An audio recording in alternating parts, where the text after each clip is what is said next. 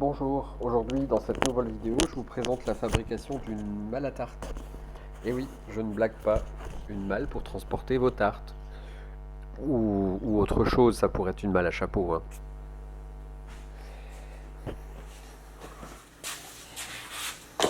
Bonjour, donc ici on va faire en fait un cercle. Donc en gros, j'ai implanté un martyr en médium de 10 mm, ma plaque de 10 mm que je veux couper en rond, hein. Alors il y a plusieurs méthodes pour couper en rond. Là je choisis à la défonceuse. On pourrait le faire avec une scie à ruban, on pourrait le faire avec une scie sauteuse, hein. Je trace mon rond, puis tuc, tuc, tuc, tuc, tuc. Puis après je ponce, voilà. Moi je préfère à la défonceuse.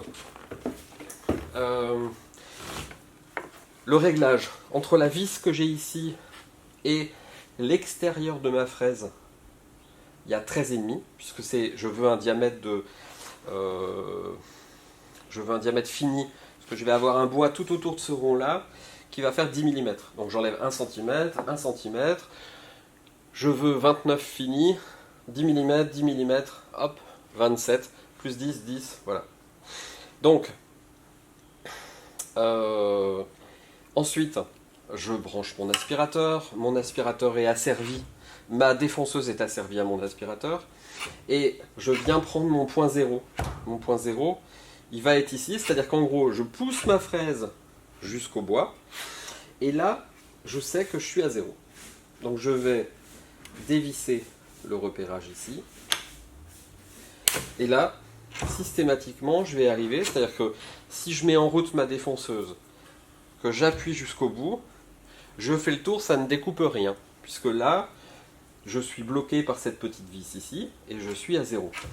Mon bois fait 10, je veux être sûr de percer à 10, donc je vais venir ici sur le petit vernier qui est là, et je vais le monter de 10 mm. Donc,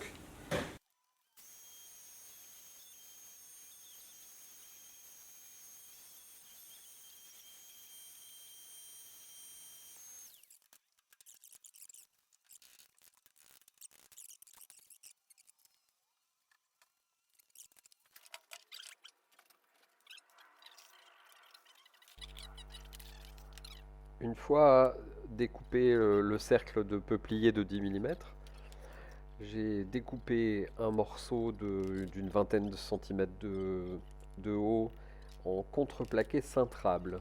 Alors il existe deux sortes de contreplaqué cintrable, enfin deux formes, soit dans la longueur, soit dans la profondeur du panneau que vous pouvez acheter. Donc ici, c'est un contreplaqué cintrable dans le sens du fibre. Donc on découpe le diamètre du cercle. Donc il a fallu retrouver les règles de pi. Au pire, si vous ne vous souvenez pas, bah, vous prenez une ficelle, hein. Mais là, en l'occurrence, on l'a calculé. On colle, on cloute. Et on cloute pas mal parce qu'il y a quand même pas mal d'efforts, hein. Par ailleurs, le contreplaqué cintrable faisant que 5 mm, non 10 mm, pardon, c'est relativement fin. Il faut quand même que la structure soit relativement costaud, donc j'ai préféré clouter pas mal. La jonction s'est fait bien, mieux que nous le pensions. Le danger, c'est d'avoir un effet cône, un effet conique. Donc on a eu un tout petit peu cet effet-là, d'où les serre-joints en bout, pour être sûr de pouvoir au mieux fixer les lèvres. J'avais coupé le bois en biseau, très légèrement en biseau. Ensuite, j'ai mis une résine dans le fond de la malle, parce que je voulais être sûr qu'elle soit lavable ultérieurement. Puis, un passage d'après, parce qu'il faudra la peindre, cette malle. J'ai pas voulu mettre de revêtement, donc elle sera peinte. Un petit après à la bombe, ensuite un coup de ponçage, retour à l'atelier. Entre temps, j'ai trouvé le couvercle un peu particulier que je voulais mettre, enfin je l'ai reçu. Et donc j'ai fabriqué toujours avec du contreplaqué cintrable deux petites bandes, des petits bandeaux qui vont me servir en fait à faire un pourtour autour de la malle. Vous voyez que là, je vous montre que ça se cintre. C'est assez particulier à couper, il faut faire quand même relativement attention parce que c'est très très souple. Donc lame le plus bas possible et surtout poussoir. On joue pas avec ce genre de choses. Donc la première chose, je mets le bandeau du haut. Alors pourquoi j'ai commencé par celui-là, j'en sais rien. J'aurais pu commencer par un autre, mais voilà. Là, je ne voulais pas de clous, donc une forêt de serre-joints.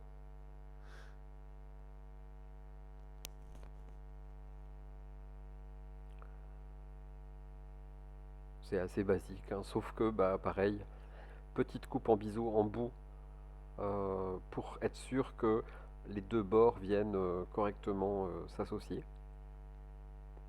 Repetit ponçage de l'ensemble, puis bah, tout simplement je vais faire pareil avec le bas. Et là, pour une question esthétique, je l'ai fait un peu plus petit. Voilà. Contreplaqué cintrable, l'avantage c'est que c'est un vrai caoutchouc. Donc ça, sur des petites bandes comme ça de 1 cm, le biseau vous le faites au cutter, hein. C'est très très facile à faire. On a l'impression vraiment d'avoir un bois plastique ou un bois caoutchouc. Une fois que ça c'est fait, j'ai transmis la malle à Marc, mon collègue, qui lui l'a peinte, puisque c'est vraiment son truc, sa spécialité. Une fois qu'elle est peinte, un petit coup de vernis, de façon à protéger la peinture, qui est une peinture acrylique mat, hein. Donc toujours à la bombe. Une fois que c'est fait, on a découpé des petites baguettes en chêne pour donner un petit côté, pour apporter un petit côté mâle. Sur une malle, il y a toujours des lattes. Et donc ça m'a amusé, on s'est dit tiens, on a appris les couleurs jaune ocre de Vuitton et marron de Vuitton, puisque pour rester dans un code de luxe, façon de parler. Ça c'est vraiment un clin d'œil personnel qui nous a amusé, mais on aurait très bien pu la faire rose, vert pomme, c'était pareil. Alors, la fabrication de la malle telle que je l'ai filmée est finie. En fait, nous, ce qu'on a rajouté, on a rajouté des sangles en cuir. On a rajouté un gainage intérieur. Les sangles en cuir permettent en fait de tenir le couvercle. Et puis on a rajouté bien évidemment un genre de sangle intérieure pour pouvoir sortir et déplacer un gâteau. Voilà. Pour l'anecdote, dans les années 80, Vuitton avait fait un concours auprès de ses employés. Et un employé avait imaginé une malle à gâteau d'anniversaire. Et donc là, je cherchais à faire quelque chose pour Benoît Pirard. Et en pensant à Noël Godin et aux entartreurs, je me suis dit, bah, ça serait rigolo de faire une malle à tarte de luxe. Voilà le plateau que j'avais trouvé. Donc ce plateau va se poser et il est lui-même rotatif. Donc c'est un plat à tarte en fait, tout simplement qui m'a servi de couvercle. Vous l'ouvrez, vous le posez. Hors caméra, donc j'ai fabriqué un genre de sangle permettant de poser la tarte, ou alors de la sortir par un système de clips. Vous posez votre tarte et vous pouvez tourner, à condition que, évidemment, il n'y ait pas de frottement. Voilà.